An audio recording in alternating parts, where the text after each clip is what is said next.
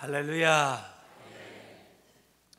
로마서 1장부터 5장까지는 구원론에 대해서 나와 있습니다. 구원론을 한마디로 얘기한다면 예수 그리스도의 은혜를 통해서 우리가 구원을 받았다는 것입니다. 예수 그리스도의 은혜를 통해서 구원을 받았기 때문에 우리 모든 믿는 사람들은 참 값없이 주시는 그 은혜를 통해서 구원을 얻게 된 것입니다. 이렇게 얘기하면 곧바로 질문이 나올 거예요.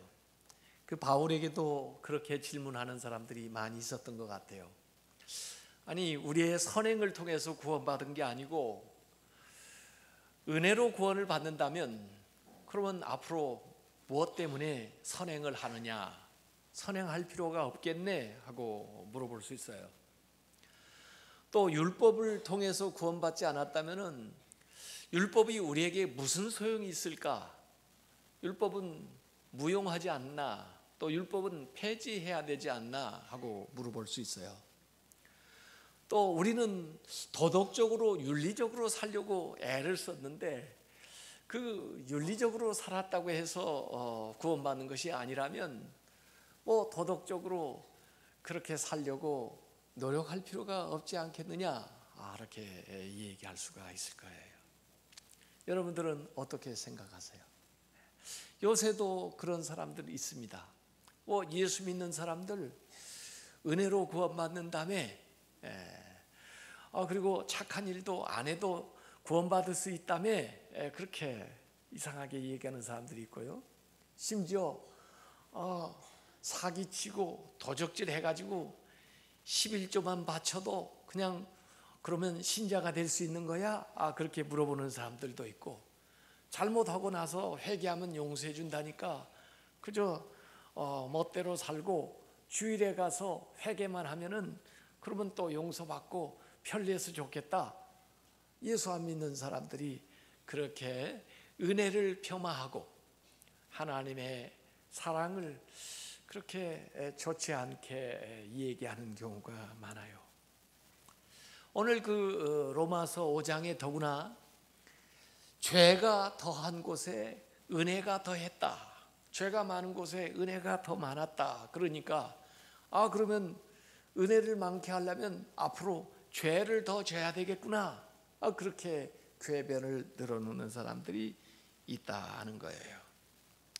죄가 더한 곳에 은혜가 더했다, 그 말은 과거지사인데 과거에 죄가 있었던 곳, 죄가 많은 곳, 또 죄를 자각하는 사람에게 은혜가 더 많이 임했다, 그 큰 은혜가 그 모든 죄를 사했다, 그렇게 말씀했는데 그걸 과거지사가 아니라 앞으로도 죄를 더 많이 져야 은혜를 그러면 더 받는 거야 하고 물어보는 사람에게 오늘 로마서 6장 1절에 바울이 얘기합니다. 그러면 은혜를 더하게 하려고 죄에 거하겠는가, 죄 안에 살겠는가, 그 말이죠. 그리고 2절에 바울은 스스로 답변합니다. No, 그럴 수 없느니라.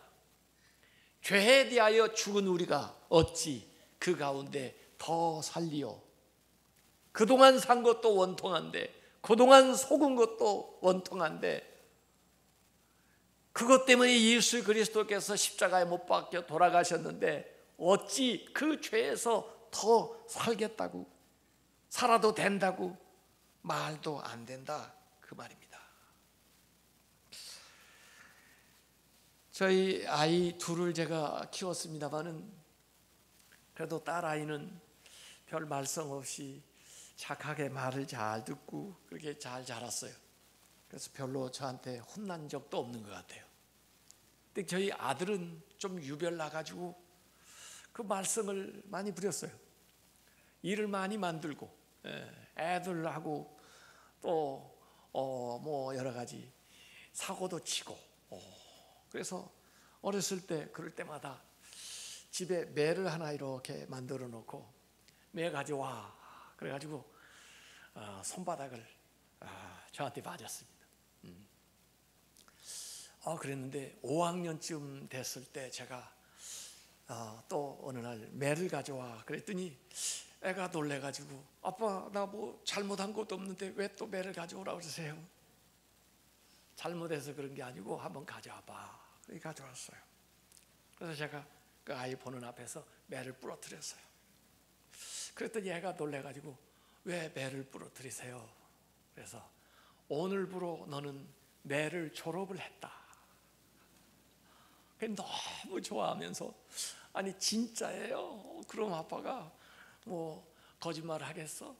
아니 앞으로 제가 또 잘못해도 안 맞는 거예요. 그래서 그럼 앞으로 잘못해도 안 맞아.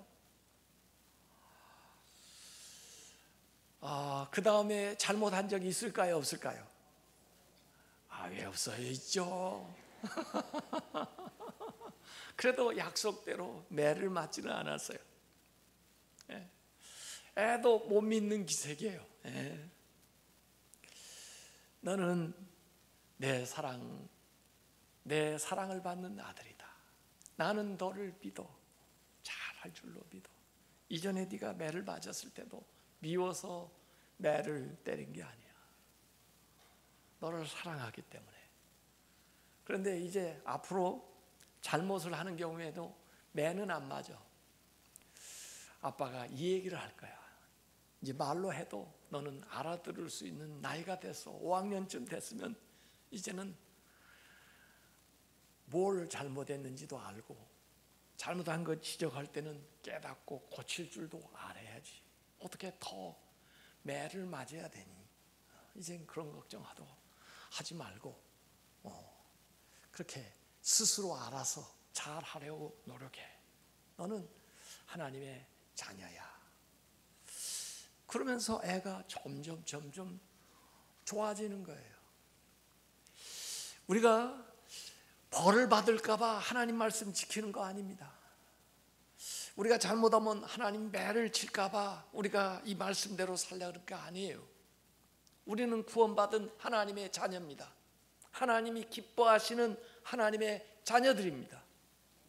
이제는 구원받았으면 하나님의 자녀답게 살아야 되는 거죠. 이런 이야기를 오늘 이 말씀에서 하고 있는 거예요. 내가 은혜로 구원받았다고 은혜를 계속 이용할 거예요? 내가 그 하나님의 사랑으로 용서를 받았다고 그 하나님의 사랑을 계속 시험할 거예요? 죄에 대해서 이미 죽어버렸는데 어찌 내가 그 죄 가운데 더 살겠는가 하는 그런 결단이 있어야 돼요. 그리스도인의 삶이라고 하는 것은 죄에 대해서 죽는 것으로부터 그리스도인의 삶이 시작됩니다. 그래서 로마서 5장까지는 중생, 구원받는 것에 대해서 썼다면 로마서 6장부터는 중생한 신자가, 구원받은 신자가 어떻게 성결한 삶을 살아갈 건가, 어떻게 성화되어 갈 건가 하는 것을 이 6장부터 가르쳐 주는데 그 시작은 죄에 대한 죽음으로부터 시작되는 겁니다. 그래서 우리 스스로 죄에 대한 유혹이 올 때, 과거의 습관이 내 안에서 나오려고 할 때에는 스스로에게 이 얘기를 해줘야 돼요. 뭐라고 얘기하냐면 죄에 대해서 죽었다. 나는 죄에 대해서 죽었다. 나는 죄에 대해서 죽었다라고 스스로에게 이 얘기를 해줘야 됩니다. 제가 엊그제도 우리 교회 얼마 나오신 지 안 되는 그 신자 집에 제가 갑자기 그 가게에 한번 가봤어요. 식당인데 그 시장에서 사업을 하시는데 한 3시경에 갔는데 평소에는 그 시장이니까 손님들이 좀 있었는데 그날따라 아무도 없더라고요. 그래서 2분, 4분을 그 남편이 먼저 나오시고 그 다음에 뒤에 부인이 나오셨어요. 그래서 이 얘기하니까 요새 메르스 때문에 손님들이 별로 없대요. 이 얘기하는 중에 그 남편 되신 분이 저에게 얘기해요. 어렸을 때 예수 믿다가 또 안 믿다가 이제 다시 교회 나오기 시작했는데 교회 나왔으면 신앙생활을 잘 했어야 되는데 한 달 전에 자기가 이 알코올 문제로 좀 실수를 했다고 자신이 저한테 고백을 하더라고요. 그래서 이 고백하셔서 너무 고맙습니다. 그냥 술을 뭐 가끔 가다 마시는 정도가 아니고 아마 본인이 말로 알코올 중독이라고 하시니까 이게 좀 심했던 것 같아요. 그러다 보니까 부인, 교회 나오기 얼마 안 됐는데 부인도 힘들고 또 아이들에게도 좀 부끄러웠다, 그런 얘기를 스스로 하시더라고요. 그래서 그렇게 나한테 고백해줘서 너무 고마워요. 우리 예수 믿는다는 것은 과거의 습관으로부터 우리가 벗어날 수가 있습니다. 그래서 오늘 내가 기도해 줄 테니까 앞으로는 술이 조금이라도 생각나면은 스스로에게 얘기하세요. 나는 술에 대해서 죽었다. 나는 술에 대해서 죽었다. 나는 술에 대해서 죽었다. 그렇게 스스로 선언을 하세요. 그러니까 우리는 기도를 해드렸어요. 그러고 보니까 손님들이 막 식당에 들어오시더라고요. 여러분, 죄에 대해서는 여러분이 죽은 것으로 여기시길 바랍니다. 더 이상 하나님 우리에게 거룩한 지위를 주셨는데 거룩한 삶으로 나아가야지. 값없이 구원을 받았다고 해서 우리가 그냥 함부로 살면 안 돼요. 구원을 받은 자녀답게 살아야 되죠. 그래서 우리가 구원받는 것은 값없이 은혜로 구원을 받았지만은 구원받은 우리가 성결한 삶을 살아가기 위해서는 날마다 의지적으로 결단하면서 주님과 함께 살아가야 우리는 성결한 사람이 되어갈 수가 있는 거예요. 그래서 구원을 받는 중생의 복음을 이 로마서 5장까지 얘기했다면 6장부터는 성결의 복음, 어떻게 우리가 성결한 삶을 살아가는 건가 하는 걸 얘기하는 거예요. 그래서 율법이 필요 없는 것도 아니고 도덕이 필요 없는 게 아니고 선행이 필요 없는 게 아니라 그걸 통해서 구원을 받는 것은 아니지만은 구원을 받은 우리는 율법을 완성할 수가 있고 구원받은 우리는 세상이 할 수 없는 위대한 일들을 할 수가 있고 우리 인간의 과거의 능력으로는 할 수 없는 의로운 삶을 살아갈 수 있는 힘들이 우리에게 나오는 것을 믿으시길 바랍니다. 그러기 위해서는 먼저 죄에 대해서 죽었다라고 선언을 해야 돼요. 우리는 죄의 세력에 지배를 받는 사람들이 아닙니다. 더 이상 우리는 죄의 종이 아닙니다. 죄로부터 우리를 해방하셨어요. 그래서 죄는 우리에게 힘을 가지고 명령할 수 있는 아무 권한이 없습니다. 죄의 형벌로부터 우리는 완전히 해방된 사람들이에요. 죄에서 자유로운 사람들이에요. 김익두라는 사람이 저 이북에 있었습니다. 이분은 원래 황해도에서 태어난 분인데 평양에서 아마 뭐 과거에 입지하려고 그랬는데 낙방하고 아버지도 돌아가시고 장사하는데 파산하고 그러니까 낭망해가지고 술을 마시고 그 다음에 몸짓은 좋으니까 폭력을 행하고 아마 깡패 노릇을 했나 봐요. 그래서 사람들이 장에 갈 때마다 성황당에다 돌아 나온 줄 알고 오늘 제발 김익두 좀 안 만나게 해주세요. 그러고 갔다는데 이 김익두가 말해요. 선교사 통해서 예수님 믿고 새 사람 변화된 거예요. 그런데도 사람들이 의심하는 거죠. 아유, 그런 망나니가 어떻게 새 사람이 됐다 그래? 그걸 믿을 수가 있어. 그래가지고 누가 놀리고 말해요. 그래서 실험을 해봤나 봐요. 그 사람을 딱 붙들고는 김익두가 하는 말이 예수는 내가 믿고 덕은 네가 다 보는구나 그러더래. 내가 예수 안 믿었으면 너 오늘 죽었는데 예수는 내가 믿고 은혜는 네가 다 받는구나 그랬다는 거예요. 그 말이 그래서 유명한 말입니다. 근데 제가 그 말을 가만히 생각하니까 진짜 예수 믿는 우리는 그렇게 돼야 돼요. 예수 우리가 잘 믿어가지고 예수 안 믿는 사람들이 덕 좀 보게 그렇게 만들어야 부흥이 일어나는 건데 여러분이 예수를 잘 믿으니까 여러분의 자녀들이 복을 받고 말이요. 그래서 이 과거의 사람이 아니라 그거예요. 하도 아마 김익두를 새로 안 봐주니까 이 사람이 전도사 되고 목사 됐는데 자기 부고를 낸 사람이에요. 자기 부고를 낸 사람 가운데 유명한 사람이 천상병 시인이라는 사람도 하도 가난하게 사니까 어떻게 부조금 좀 받아보려고 자기 부고를 내가지고 부조금을 얻었다는데, 그런데 하필이면 돈을 보관할 데가 없어가지고 아궁에다 좀 보관을 깊이 해놨는데, 또 부인은 손님 대접하라고 아궁에다 불을 떼는 바람에 그 돈이 다 날아갔다는 그런 얘기가 있는데, 이 김익두도 부고를 다 낸 거예요. 사람들에게. 김익두 죽었다. 어떤 사람은 아이고 다행이다, 아이고 이 젊은 사람이 이렇게 죽었나. 그런데 나가 보니까 버젓이 돌아다니고 있거든요. 아니 당신 죽었다는 부고 받았는데 어떻게 된 거야? 그랬더니 맞아, 과거의 김익두는 죽었어. 지금 이 김익두는 다른 사람이야.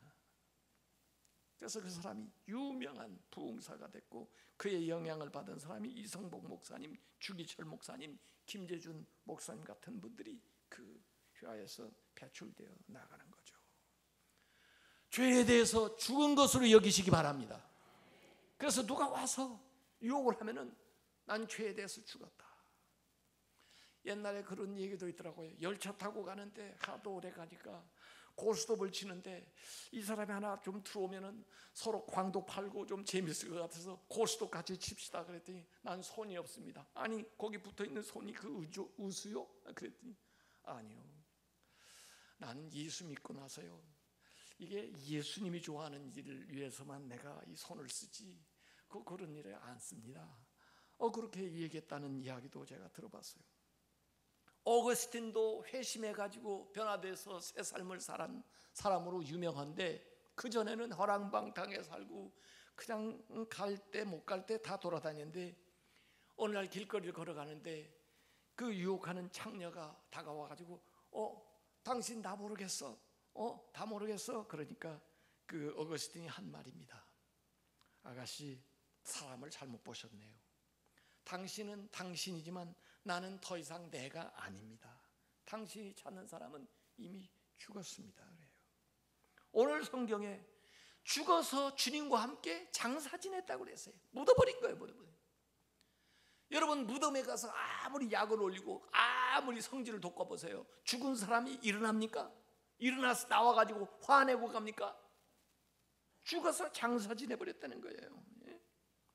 그래서 과거의 습관, 술이나 도박이나 음란한 일이나 탐욕스러운 일이나 폭력이나 거짓이나 도적질이나, 그걸 위해서 쓸 물질도 없고, 그것을 위해서 할 손도 없고, 그걸 위해서 달려갈 발도 없고, 그것을 말할 입도 없다는 거예요. 죄에 대해서는 죽은 것으로 여기시길 바랍니다. 왜 죄 안에서 구원받은 우리가 더 이상 죄 안에 살아가느냐 그거예요. 왜 습관적으로 과거처럼 살아가느냐 그거예요. 6절에 우리가 알거니와 우리의 옛사람이, 옛날 사람이 예수와 함께 십자가에 못 박힌 것은 죄의 몸이 죽어서, 죄에 속했던 몸이 죽어서 다시는 우리가 죄에게 종노릇 하지 아니하려 함이니. 그랬어요. 7절에는 이는 죽은 자가 죄에서 벗어나, 죽음으로써 죄에서 벗어나는 거예요. 그래서 의롭다 하심을 얻었습니다. 예수 그리스도의 십자가를 통해서 우리가 죄에서 벗어나고 죄에서 자유함을 얻은 것을 믿으시길 바랍니다. 속지 마세요. 여러분이 자유인입니다. 죄의 형벌로부터 여러분은 영원히 벗어났어요. 다시는 죄에 대한 형벌이 없습니다. 물론 이 세상에 살아가는 동안 죄의 세력이 있어서 우리에게 영향력을 미치고, 그래서 또 잘못해가지고 어떤 때 실수하고 또 옛날 습관이 나올 수도 있지만, 그렇다고 해서 여러분이 구원에서 떨어지는 게 아니에요. 회개하고 그때에 깨어서 여러분들이 나는 죄에 대해서는 죽었다, 그렇게 계속해서 주장하면서 점진적으로 성화되어 가지고 성결한 삶으로 되어 나가야 되는 거죠. 그것을 공식화 시켜주는 예식이 세례입니다. 세례. 그래서 이 세례는 그리스도와 함께 죽었다라는 것을 보여주는 거예요. 이 세례식은 어찌 보면 장례식이에요. 장례식. 오늘 로마서 6장 3절에 보니까 무릇 그리스도 예수와 합하여 세례를 받은 우리는 그의 죽으심과 합하여 세례를 받은 줄을 알지 못하느냐 그랬어요. 여러분들 세례 받으셨죠? 세례 받으신 분들은 그리스도와 함께 죽은 거예요. 우리 교회에서는 여기서는 약식으로 세례를 좀 줍니다만은 제가 미국에서 목회할 때는 그 교회 뒤 강대상에 세례조가 있었어요. 그래서 침례로 세례를 주었는데, 그 세례 받을 분이 들어와요, 세례조로. 그러면 제가 그분을 물 아래로 완전히 다 잠기게 하죠. 푹 집어넣습니다. 그런데 집어넣으면요, 불안한지 막 빠져나오려고 그래요. 그래, 아직 살아있으니까 더 누릅니다. 가만히 있을 때까지. 그래서 가만히 있으면 얘 죽었구나. 그만에 끌어올리는 거죠. 세례는 죽는 거예요. 장사 지내는 거예요. 그리고 거기서 나올 때는 부활하는 거예요. 마치 어머니 그 자궁에서 양수가 터지면서 아이가 나오듯이 거기서 나올 때는 새 사람으로 하나님의 자녀로 거듭나서 나오는 거예요. 그 세례 의식이 바로 우리가 그리스도 안에서 죽고 그리스도와 함께 다시 살아가는 것을 분명하게 객관적으로 보여준 사건이에요.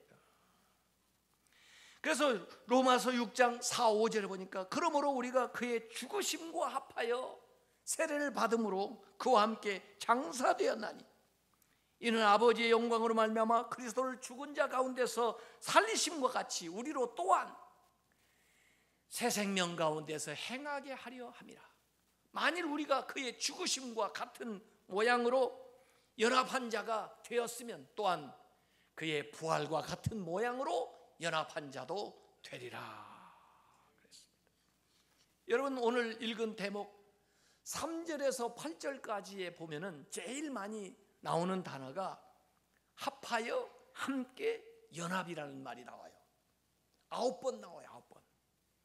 그리스도와 함께 연합한다는 거예요. 연합하는 게 뭘까요?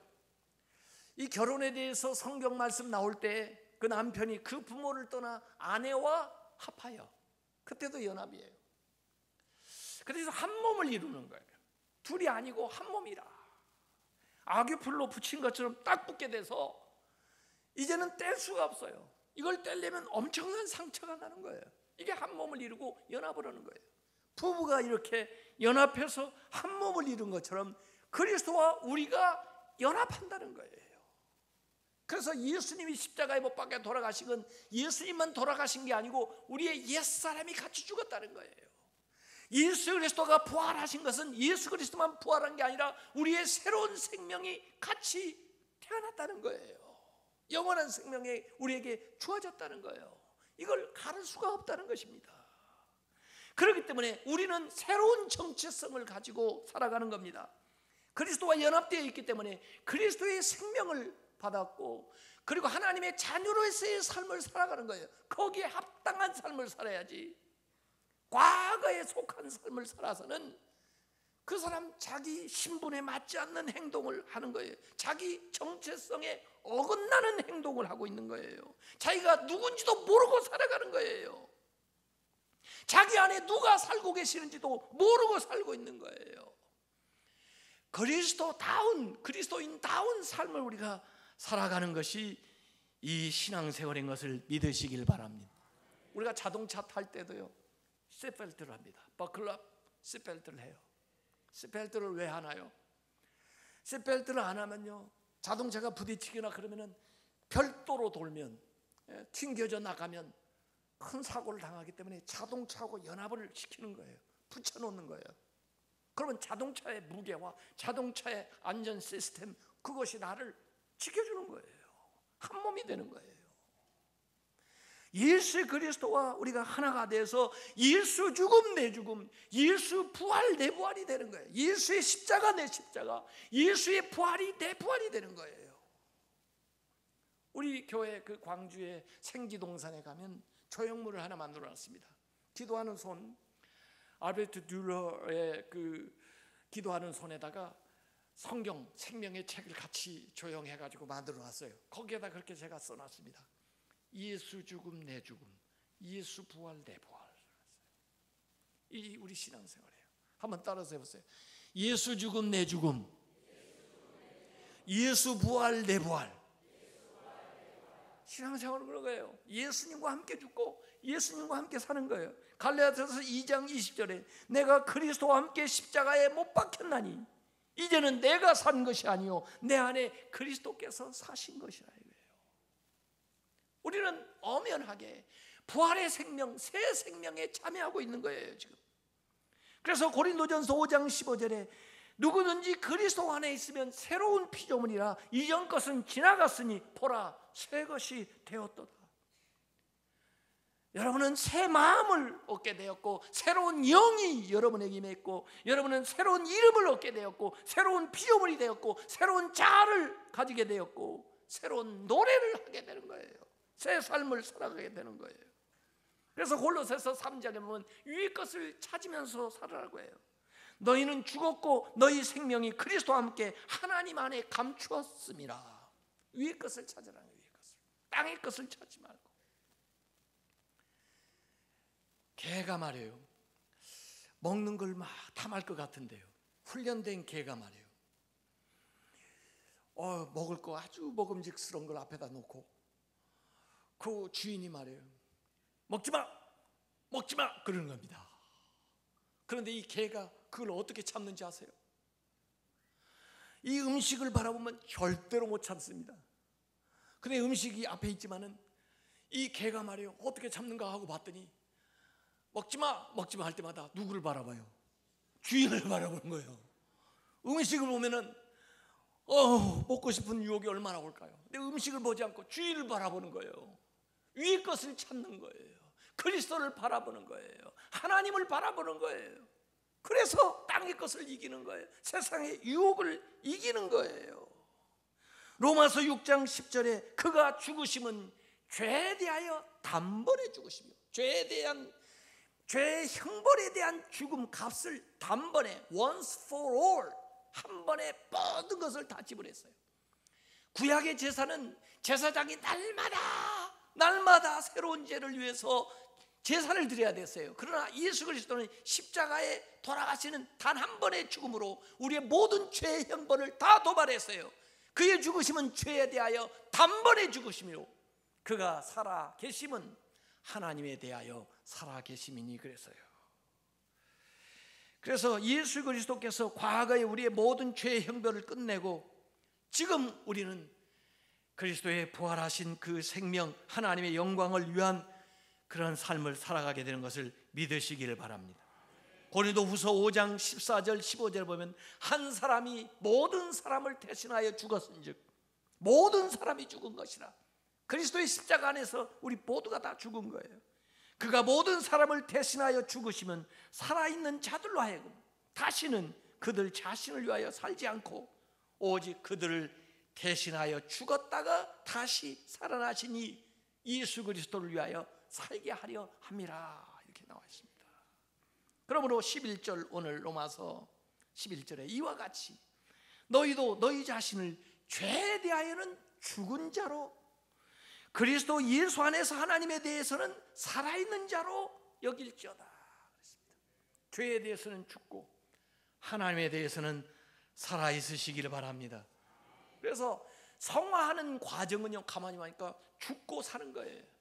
뭐에 대해서 죽느냐? 죄에 대해서 죽고 세상에 대해서 죽고 욕심에 대해서 죽고 나쁜 습관에 대해서 죽고 이 죽고 그리고 사는 거예요. 의로움에 대해서 하나님에 대해서 하나님의 말씀에 대해서 하나님의 능력에 대해서 살아있는 거예요. 그래서 죄의 형벌에 대한 죽음은 과거에 속한 것을 단번에 해결해버린 거고 죄의 세력, 죄의 형벌에 대한 것은 완전히 끝났지만 죄의 세력이 아직도 남아서 우리를 유혹할 때 우리가 현재의 싸움에 속한 건데 계속적으로 성령을 의지하고 주님을 의지하고 결단함으로 죄의 세력에서 벗어나고 죄의 세력을 이기면서 우리의 믿음 생활을 해나가야 우리가 성결하고 거룩한 사람으로 변화되는 걸 믿으시길 바랍니다. 그래서 오늘 죄에서 완전한 자유를 얻기 위해서 세 가지 명령을 준 동사가 있어요. 첫 번째 동사는 알라라고 얘기했어요. 3절, 6절, 9절에 진리에 대해서 알아라는 거예요. 너희의 신분에 대해서 알아라 이거예요. 예수 그리스도가 십자가에서 못 박혀 돌아가시면서 모든 죄를 끝장냈다는 것을 알고 살아가요. 그걸 모르고 죄의 포로가 돼서 그렇게 살아가서는 안 된다 그죠? 분명한 지식, 십자가에서 나도 죽었다. 내가 세례받을 때 이미 과거의 죄에서 벗어나서 새로운 생명을 얻게 됐다. 옛 자아가 그리스도와 함께 십자가에 못 박혔다. 그 사망이 다시는 나를 주장할 수 있는 것이 아무것도 없다. 이런 것들을 알라라고 하는 게 먼저 나와 있는 동사고, 두 번째는 여기라 그랬어요. 알고 여기는 겁니다. 여기라고 하는 것은 간주하라, 11절에 나오는 게 깨달으라 하는 명령이에요. 영어로는 count on, consider 이렇게 나와 있는 건데 로마서에 19번이나 나와요. 여겨라, 간주해라. 신앙의 의식화를 지금 두 가지는 이 얘기하는 거예요. 우리의 신분을 상기시켜주는 거예요. 네가 누구야? 하나님의 자녀 아니야? 하나님의 사랑받는 사람 아니야? 예수 그리스도의 신부 아닌가? 하나님께서 주신 그 특권과 그 정체성을 잊어버리지 말고 그걸 깨닫고 그리고 그걸 여기면서 주장하면서 나가라는 거예요. 이 세만다, 여긴다 하는 것이 어카운트 영어로 보면은 뭘 세만다는 뜻하고 같은데, 우리가 계정, 은행에 가서 계좌를 열게 되면, 어카운트를 열게 되면은 두 가지 항목이 있어요. 하나는 위드드로 빼가는 거 있어요. 지출. 그 다음에 디파짓, 저축해 주는 거 있어요. 두 항목이 있어요. 우리가 주님을 믿음으로써 무엇이 위드드로 됐느냐? 주님이 가져가신 거, 우리에게서 죄가 빠져나가고 사망이 빠져나가고 슬픔과 질병과 심판과 걱정과 불안이 다 빠져나가요. 위드로 되는 거예요. 무엇을 우리에게 주님이 디파짓 주셨느냐? 생명, 의, 기쁨, 감사, 은혜, 사랑, 이런 것들을 우리에게 주신 거예요. 그것들을 여러분이 셈하면서, 그것을 생각하면서, 그걸 깨달으면서 주장하고 나가야 되는 겁니다. 이전에 미국의 노예제도 때문에 남북전쟁이 일어났어요. 그러나 결국 그 전쟁은 노예제를 폐지하는 것으로 전쟁이 결론이 났어요. 그래서 노예를 다 해방을 했습니다. 그런데 어려서부터 노예 생활한 사람, 노예에 익숙했던 사람들은 해방을 해줬는데도 불구하고 밖에 나가서 어떻게 살아야 될지를 몰라요. 그래서 과거의 주인들한테 노예 노릇을 여전히 하고, 또 옛날 주인을 만나면 자유롭다고도 불안해지고 두려움에 떨고 또 잡혀갈까봐, 잡아갈까봐 걱정을 하는 거예요. 그런 사람들을 뭐라고 하냐면 노예 근성을 가지고 산다는 거예요. 노예는 아닌데 과거에 그렇게 살아버릇하다니까 근성이 있는 거예요. 노예 근성. 우리의 이 죄에서 벗어났는데, 죄에서 형벌을 면해 줬는데, 그럼에도 불구하고 죄에 대한 관성이 남아가지고, 죄인의 그 과거의 습성이 남아가지고 여전히 하나님의 자녀이면서도 죄를 짓는 삶을 살아가고 있는 거예요. 이럴 때 우리의 의식이 깨어가지고 하나님의 진리를 알고 하나님이 주신 것을 주장하면서 여러분이 나가시길 바랍니다. 그게 신앙의 의식화예요. 그런가 하면 신앙의 의식화에서 더 나아가 신앙의 생활을 해야 되는데, 아마 다음에 나올 본문인데 13절에 드리라 라고 이렇게 나와요. 그건 적극적으로 의지적으로 결단하면서 행동을 해야 되는 것이 13절에 나옵니다. 또한 너희 지체를 불의의 무기로 죄에게 내주지 말고 오직 너희 자신을 죽은 자 가운데서 다시 살아난 것 같이 하나님께 드리며 너희 지체를 의의 무기로 하나님께 드리라. 하나님께 드리라. 의로운 도구로 드리라. 이건 적극적인 명령이죠. 그래서 알라, 여기라, 그리고 드리라, 이런 세 가지 명령을 여기 하면서 과거의 죄에 대해서는 죽은 것으로 알고, 그리고 하나님 안에서 새로운 생명이, 부활이 우리에게 주어진 것을 여러분들이 알고 하나님의 영광을 위해서, 하나님이 기뻐하시는 삶을 위해서 살아갈 때 구원받은 우리가 더 거룩하고 성결한 그런 성도들이 될 줄로 믿습니다.